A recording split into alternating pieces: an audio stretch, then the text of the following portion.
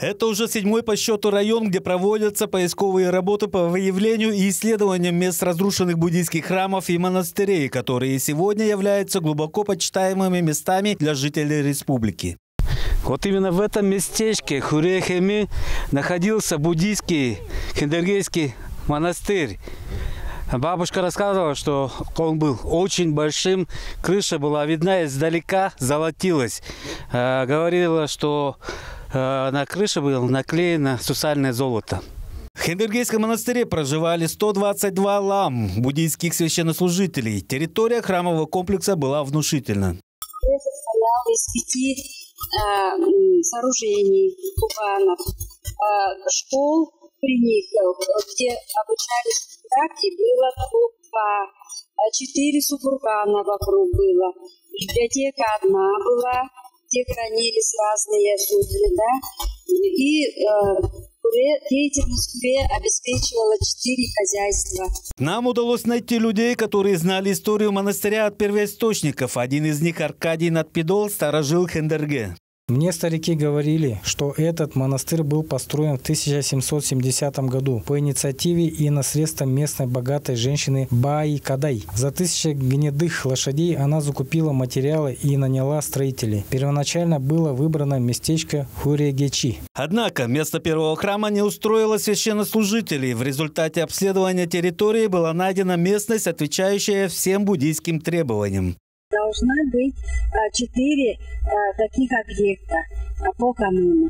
Впереди, с южной стороны, как змея, должна извиваться водный источник.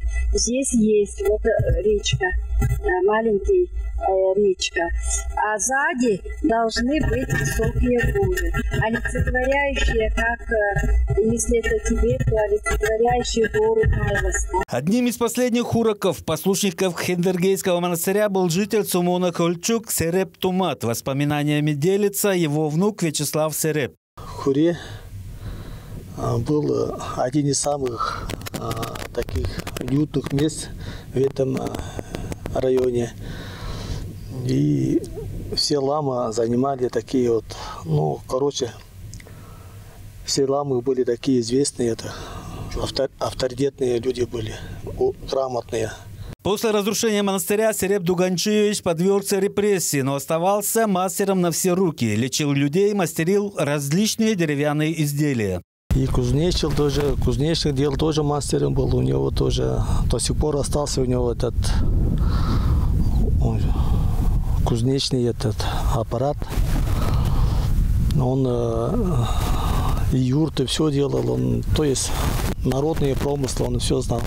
И исполнял народные песни на музыкальных инструментах. Вот этот смычковый инструмент пазанчи принадлежал одному из последних послушников Хендергейского монастыря Хуре, Тумату Серепу, можно сказать, моему прямому предку.